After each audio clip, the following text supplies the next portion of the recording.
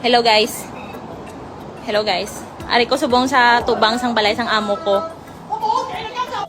Tawa ko ano ginobraya guys. Comment lang kamo da, lihog lang ko report kay Tulfo. Ipabukas siya sa ako nang akon nga gamit. That's her. That's her.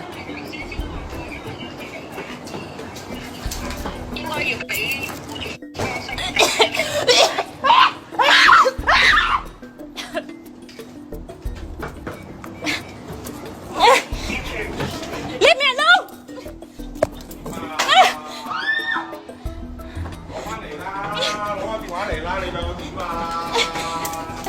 Ulbigyan niyo ko guys!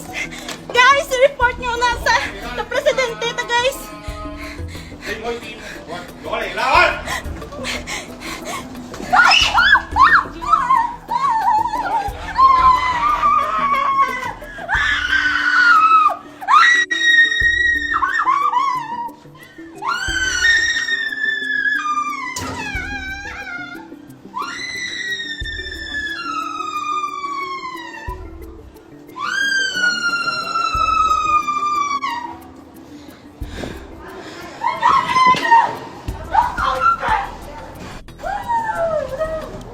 Sir, I need to go to report, sir.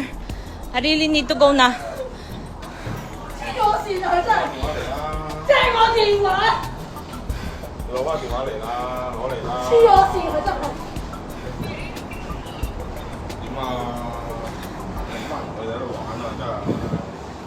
Sino man ang nakakilala siya?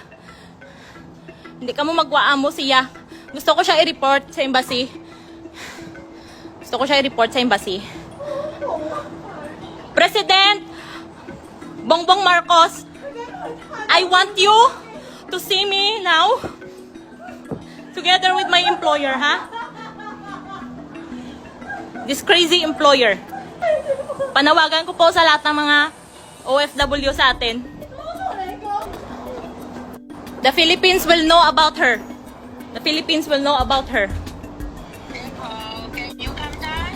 Yes, of course I'm calm down. She is not calm down. 梗係啦，佢掟爛咗我電話。 Okay, it's okay, ma'am. I will check the luggage for her. But she don't want me to take video. 你 check back 咧，我想問你， She don't want me to take video. Why? Is any problem? 你同佢講咯，你用我專業人士同佢講。 She will put something on my bag. 你12點鐘 She 全部 wants to 運 put 輸晒 something on my 出 bag. 去，係咪低能㗎？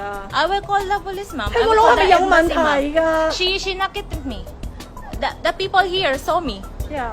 My family saw me. Yeah, yeah, so She you running 係 on take me. me your telephone 啊嘛， No. 你同佢講 This 啦。 will be viral. I 所有 assure 人 that. 同佢講 This 嘅， will 佢 be 都唔 viral. 聽啊！ Yeah. 你有冇聽過啊？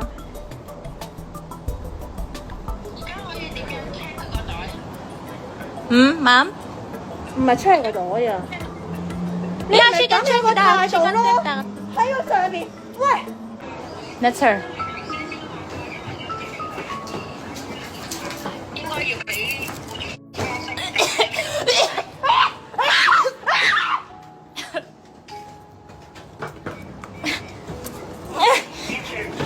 Leave me alone!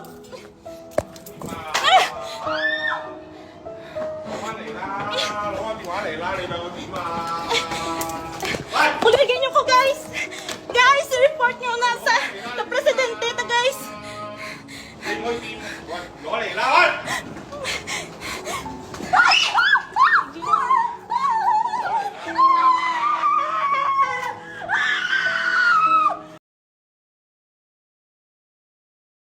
Yung live ko po, syempre naging isa rin po yun sa pinakamalaki kong ebidensya sa amo ko. Pinakita ko po kasi yun sa pulis.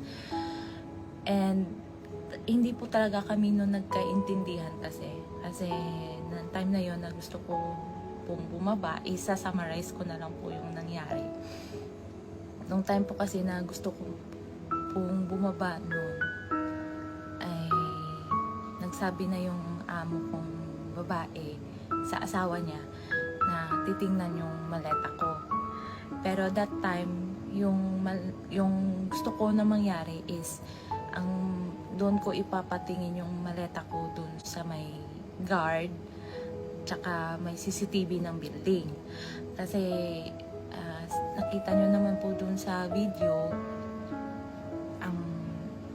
hindi lang po ako sigurado, pero parang may sayad po kasi yung amo kong babae.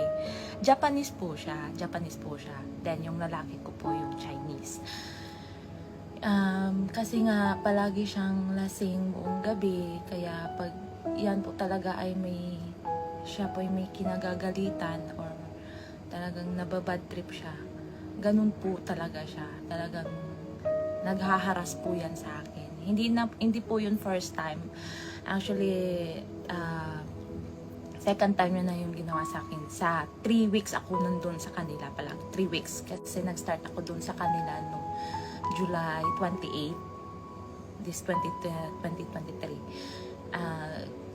Kasi relocation din ako eh. Galing ako sa dating amo. Yung dating amo ko, wala talaga ako dun problema. Kaso nag-relocate muna sila dun sa China. Kaya, ayun, naghanap muna ako ng bagong amo. Ano nga ba? Alam mo yung feeling na habang pumiperma ako ng kontrata na gano'n, talagang nanginginig yung buong kong katawan. Kasi may kasalanan din naman ako kasi hindi talaga ako nangilatis ng magiging bagong amo ko. Yung parang kasi yung time na yon, sasama kasi ako doon muna sa China sa amo ko, kaya nagmamadali akong makakuha ng bagong amo para pagbalik ko na dito ng Hong Kong and na ako dun sa dati kong amo may nilulook forward na akong trabaho. Kakalungkot nga kasi pumunta ako ng Hong Kong para sa work talaga. Tapos talagang dismayado lang kasi wala talaga sa plan.